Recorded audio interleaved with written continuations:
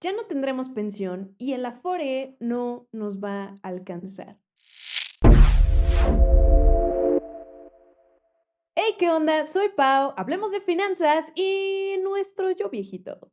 Hello, my friends, espero que se encuentren increíble, brillando y de maravilla, como siempre. Bienvenidos a un nuevo video. Si es la primera vez que me escuchas, me presento. Yo soy Pau Almontes, apasionada de la vida, de las finanzas personales y comprometida con mejorar la educación financiera en nuestro bello país. Si quieres aprender a mejorar tus finanzas, a invertir y lograr tus metas económicas, te invito a que te suscribas a este canal, a que le piques a la campanita para que seas el primero en enterarte cuando tengamos nuevo video y dale like para saber que te gustó este. Amigos míos, hoy vamos a platicar del futuro. Voy a leerles mi bola de cristal para decirles si serán o no serán viejitos millonarios cuando llegue su edad de retiro. No es cierto. Pero sí quiero que nos tomemos en serio el tema, entonces, seriedad. Hablaremos del retiro porque seguramente habrán escuchado que ya no tendremos el esquema de jubilación y pensión vitalicia que tuvieron algunos de nuestros papás y nuestros abuelitos. También platicaremos por qué no nos va a alcanzar el Afore y entonces qué podemos hacer al respecto. Y es que todas las personas que empezamos a trabajar después de 1997, o sea, en esas personas estoy yo, porque Lit nací ese año y no podría haber empezado a trabajar, pero como sea, todas las personas que empezamos a laborar después de ese año ya no tenemos un esquema de jubilación y pensión vitalicia como lo dijimos. La suerte nos ha abandonado. Ok, ahora tenemos Afore o una cuenta de ahorro en las administradoras de fondo para el retiro, que tristemente hemos escuchado que no será suficiente para vivir como queramos cuando llegue nuestra edad de retiro o para conservar el estilo de vida al que vengamos acostumbrados. Y entonces decimos, ¿what? ¿Why? Si todos confiábamos en ella. Y esto es porque lo que recibamos dependerá únicamente de lo que hayamos ahorrado ahí, o sea, las aportaciones que hicimos entre nosotros, nuestro patrón y el gobierno. Pero, ¿por qué nosotros ya no tendremos pensión vitalicia? Expliquemos esto y la diferencia entre el esquema de la Ley 73 y la que nos tocó. Punto número 1, ¿por qué ya no tenemos este esquema? Aunque muchos no lo crean, aumenta nuestra expectativa de vida. Como puedes ver en la imagen, según la CONAPO y el INEGI, la expectativa de vida para aquellas personas que hoy estamos entre los 20 y 30 será entre los 76 y los 82 años de edad. Pero, por ejemplo, en el 97, cuando entró en vigor esta reforma, la expectativa de vida estaba entre los 70 y los 75. Así que sí, cada vez vivimos más. Y si a esto le sumamos que las personas cada vez quieren tener menos hijos, solamente se puede traducir en que en el futuro seremos un país de personas mayores. Es decir, se está invirtiendo la pirámide poblacional, como también te lo voy a mostrar en la siguiente imagen. De estar la pirámide en forma de un triángulo se está volviendo o se volverá un triángulo invertido.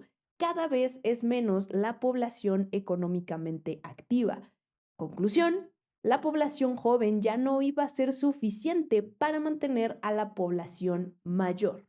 Justamente en esto consistía el esquema de pensiones de 1973. Las personas jóvenes o que aún estaban activas aportaban una parte de su ingreso para mantener a las personas mayores. Pero como dije, entre menos sea esa población, es insostenible mantener a un montón de personas mayores, como si fuera un esquema Ponzi o piramidal que acaba de colapsar.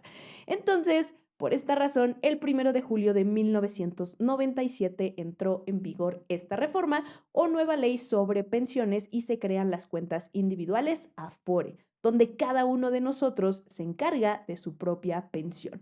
Estas cuentas son administradas por instituciones financieras independientes y en realidad a esta cuenta individual, como dijimos en un inicio, aportas una parte tú mismo que se descuenta automáticamente de tu salario, otra parte tu patrón y la última parte el mismo gobierno. Pero ¿cuáles son las diferencias con la ley del 73? ¿Por qué es preocupante y por qué deberíamos de hacer algo al respecto? Empecemos con el monto que nosotros recibamos de pensión. Para eso también voy a mostrarte una imagen mientras vaya mencionando los puntos. Ok, Las personas que están bajo la ley de 1973, la pensión que reciben o recibirán estas personas es con base al salario promedio de los últimos 5 años de trabajo o cotización. Y en el caso de los que empezamos a cotizar después del 97, será únicamente en base a lo que hayamos ahorrado en nuestra cuenta de Afore. Que si es muy poco, no quiero decirlo así, pero ni modo, lo diré, ya valió. Antes de la reforma, la tasa de reemplazo del Afore era del 30%, o sea que llegada tu edad de retiro, recibirás el 30% del promedio de tus últimos salarios. Imagina, siempre lo digo así, que te recortan el 70% de tus ingresos. Antes, tu patrón aportaba el 5.15% de tu ingreso, el gobierno 0.22% y tú aproximadamente un 1.25%, lo que sumaba un 6.5% de tu ingreso que se iba a tu cuenta de Afore. Con la reforma más actual se incrementan estas aportaciones para sumar un 15% de ahorro para tu retiro, esperando que se pueda lograr una tasa de reemplazo del 50%, que si lo piensas, tampoco suena súper cool de pronto empezar a vivir con la mitad de tu ingreso. Pero punto número 2, las semanas cotizadas que necesitamos para poder acceder a una pensión. Para los de la ley del 73 necesitaban cotizar 500 semanas, 500 semanas laborando formalmente. Para el Afore anteriormente eran 1250 semanas, alrededor de unos 25 años. Sin embargo, esto era todo un tema porque había muchas personas que realmente no iban a alcanzar ese tiempo, sobre todo mujeres que interrumpían su vida o su etapa laboral en etapas como el embarazo o los primeros años de la familia o los hijos. Y bueno, para todos cuando había cambios de empleo o mudaban a sistemas informales. Estas personas iban a recibir algo que se llama negativa de pensión, o sea que simplemente se les iba a entregar en una sola exhibición sus ahorros e iban a administrarlos por su cuenta o como Dios les dé a entender, sin derecho a una pensión. Justamente por eso también se hizo la reforma donde el número de semanas cotizadas se bajó hasta las 750, pero irá aumentando poco a poco hasta que se llegue a 1000 semanas. Y esto, pues bueno, a partir del 2021 hasta el 2031. O sea que necesitamos cotizar un mínimo de entre 19 y 20 años. Ojito con eso, porque de ser menos obtendrías la negativa de pensión. Ahora, para terminar de asustarnos, otro punto y algo ya obvio, la duración. Para los de la ley 73, como ya dijimos, es vitalicia esta pensión. Vivan 70, 80, 90, 100 años, lo que sea, iban a tener su ingreso. Para la Afore simplemente será hasta que se agoten nuestros recursos. Y como dije, la pensión se va a calcular en base a nuestra expectativa de vida. Pero, ¿y si tú vives más? Si tienes abuelitos que hoy tienen 90, 100 años y tienes esa misma genética, ¿qué vas a hacer otros 10, 15 años? Yo creo que a ninguno de nosotros le gustaría depender de sus hijos o de algún tercero. Pero finalmente, la pensión por ley 73 se actualizará o tendrá incrementos en base al salario mínimo vigente. El Afore, la idea es que se incremente según el INPC o Índice Nacional de Precios al Consumidor o la inflación. Pero en realidad hay cosas que suben más de precio que lo que en promedio nos indica el INPC.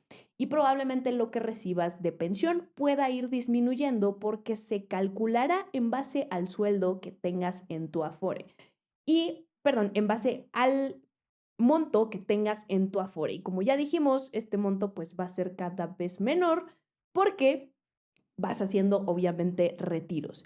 Y por último, si tienes las semanas cotizadas completas y la edad de retiro para cobrar tu pensión, pero no tienes los recursos suficientes en tu Afore, tendrás derecho a algo que se llama la pensión mínima garantizada, que va mínimo de 3,200 pesos, como también te voy a mostrar en la imagen aproximadamente, a máximo 8,240 pesos según tu salario del momento, que si lo piensas, si tu salario en el momento es de aproximadamente 50,000 pesos, hablando obviamente de pesos actuales, imagina que ahora solamente recibas 8,000.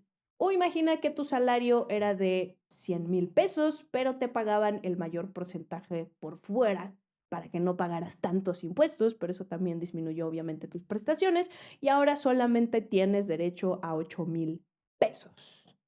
Ahora, ¿qué podemos hacer? El gobierno nos incentiva a hacer aportaciones adicionales a nuestro Afore, pero realmente vale la pena viendo los rendimientos que nos otorgan estas Afores. De hecho, te puedo mostrar unos por acá. Para personas que, para personas que nacieron después del 95, las mejores Afores se podría decir que son Profuturo e Inbursa, con rendimientos del 6.30%. Lo mismo para personas de entre el 90 y el 94 y similar para personas que nacieron entre el 85 y el 89. Pero hay Afores que tienen rendimientos del 4 o del 5%. Si recordamos actualmente la inflación en México, gracias Dios, ya ronda entre el 4 y 5%. Digo gracias Dios porque hace unos meses casi llega al 9%. Lo ideal es que esté más o menos 3%. Pero si actualmente ronda en el 4% y estás en un Afore como Azteca o Invercap, tu rendimiento real es únicamente 0.82%. ¿Realmente vale la pena que tu capital esté creciendo solamente eso? Ojo, te puedes cambiar también de Afore, lo cual es totalmente recomendable si estás en Azteca o en Invercap o en Coppel, que te mudes a una donde tu capital crezca un 1 o 2% más, porque créeme que ese porcentaje hace una diferencia gigantesca. Pero para hacer aportaciones adicionales, existen otros instrumentos que nos dan mejores rendimientos. Aparte, también conocemos el principio de diversificar, no poner todos los huevos en una misma canasta.